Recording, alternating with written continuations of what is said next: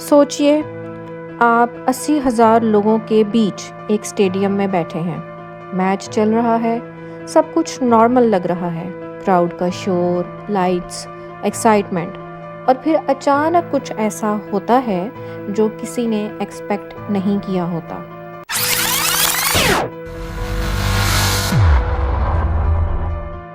आपके ऊपर जो मैसिव स्टील रूफ है, वो धीरे धीरे हिलना शुरू कर देती है।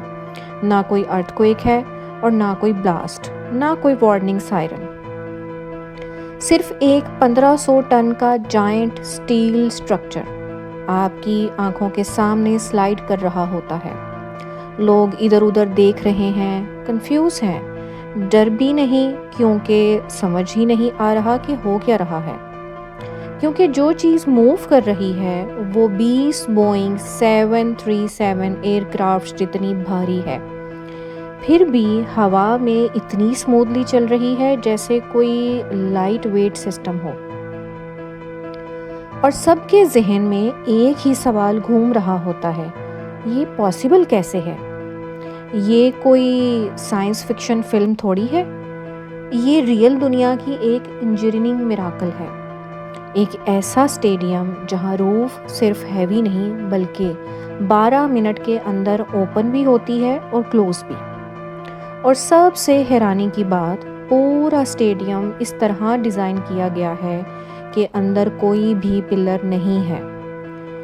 यानी 80,000 लोग बैठकर मैच देखते हैं और किसी एक का भी व्यू ब्लॉक नहीं होता है। लेकिन जब इस आइडिया पर काम शुरू हुआ तो इंजीनियर्स को खुद लगा कि शायद उन्होंने अपने हाथ में इम्पॉसिबल चीज़ ले ली है। 2026 में डैलस काउबॉयज़ ने डिसाइड किया कि उन्हें दुनिया का सबसे एडवांस्ड स्टेडियम चाहिए। ऐसा स्टेडियम जो सिर्फ मैचेस के लिए नहीं बल्कि पूरे साल यूज़ हो सके। लेकिन टेक्सास का वेदर रथलेस था, कभी एक्सट्रीम गर्मी, कभी डेंजरस स्टॉर्म्स, इसलिए इंडोर स्टेडियम ज़रूरी था। मगर इंडोर स्टेडियम का मतलब होता है पिलर्स, और पिलर्स का मतलब होता है ब्लॉक्ड व्यूज़। यहीं से असली चैलेंज स्टार्ट हुआ।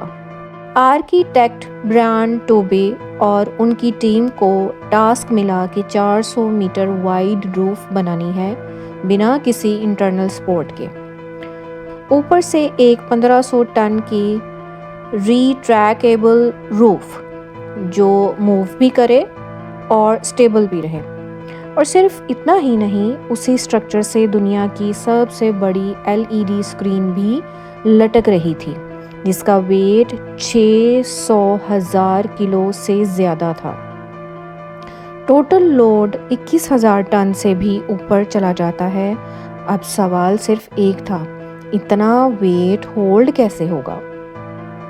इसका जवाब 150 साल पुरानी इंजीनियरिंग से मिला। जब 1870 में यानी 1870s में डोरो रिवर पर ब्रिज बन रहा था और बीच में रिवर की वजह से पिलर्स पॉसिबल नहीं थे, तब गस्टेव एफिल को बुलाया गया। जी हाँ, एफिल टावर वाले एफिल। उन्होंने एक आइडिया दिया जो गेम चेंजर था, आर्चेस का सिस्टम और उसके अंदर ट्रायंगल्स का स्ट्रक्चर। क्योंकि ट्रायंगल प्रेशर में अपनी शेप चेंज नहीं करता। इसी कॉन्सेप्ट को कहते हैं ट्रस सिस्टम, और यही आइडिया बाद में इस स्टेडियम की बैकबोन बना। 2 मैसिव स्टील आर्चेस बनाई गईं, हर आर्च 1400 फीट लंबी, 1400 फीट मोटी और 35 फीट गहरी। इन आर्चेस का सारा वेट 4 मैसिव कंक्रीट सपोर्ट पर ट्रांसफ़र किया गया। हर सपोर्ट इतना कंक्रीट यूज़ करता है जितना 200 घड़ों में होता है। लेकिन एक और प्रॉब्लम थी, टेक्सास की हीट। स्टील एक्सपैंड होती है और अगर स्पेस ना मिले तो पूरा स्ट्रक्चर क्रैक हो सकता है। इसलिए एक्सपेंशन जॉइंट्स लगाए गए ताकि पूरा स्टेडियम सांस ले सके। अब सबसे बड़ा चैलेंज आया, 1500 टन रूफ को मूव करना। प्रॉब्लम ये थी कि रूफ फ्लैट नहीं थी बल्कि टिल्टेड आर्चेस पर माउंटेड थे, यानी जब भी मूव करेगी ग्रेविटी उसे नीचे खींच रही होगी। ये ऐसा था जैसे 20 बोइंग प्लेन्स को स्लोप पर कंट्रोल के साथ मूव करना। ज़रा सी भी एरर पूरे सिस्टम को कोलैप्स कर सकती थी। फिर सॉल्यूशन मिला एक पुरानी इन्वेंशन से, रैक एंड पिनियन सिस्टम, जिसमें टूथेड रेल्स और गियर्स मिलकर मूवमेंट को कंट्रोल करते हैं। स्लिप होने का चांस ही नहीं रहता। फिर स्टेडियम पर 130 इलेक्ट्रिक मोटर्स लगाई गई, हर मोटर 7.5 हॉर्स पावर की, जो मिलकर रूफ को परफेक्टली सिंक्रोनाइज्ड तरीके से मूव करती हैं। और रिज़ल्ट ये निकला कि पूरी 1500 टन रूफ सिर्फ 12 मिनट्स में ओपन या क्लोज हो जाती है। फिर एक और प्रॉब्लम आई, कूलिंग। इतना बड़ा स्टेडियम कि उसका वॉल्यूम 30 लाख क्यूबिक मीटर्स था, यानी इतनी जगह के अंदर गिज़ा पिरामिड भी आ जाए।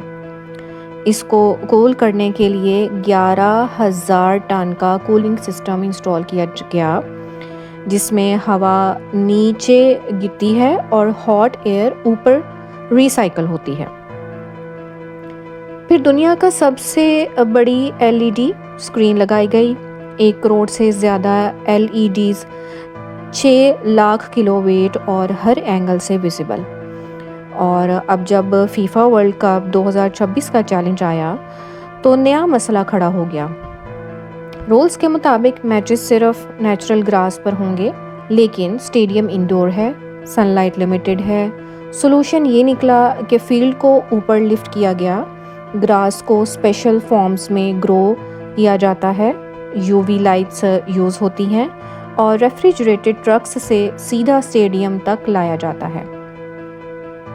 अब यहाँ 2026 में वर्ल्ड कप के मैचेस खेले जाएंगे सेमीफाइनल्स तक, लेकिन बहुत कम लोग जानते हैं कि इस स्टेडियम के पीछे सिर्फ स्टील और टेक्नोलॉजी नहीं, बल्कि 150 साल पुरानी इंजीनियरिंग का वो आइडिया छुपा हुआ है जो आज भी जिंदा है। क्योंकि कभी कभी दुनिया की सबसे एडवांस्ड चीज़ें पुराने आइडियाज़ की ही नई शक्ल होती हैं, और ये स्टेडियम इस बात का सबसे बड़ा सबूत है। ये थी आज की वीडियो। उम्मीद है आपको बहुत पसंद आई होगी।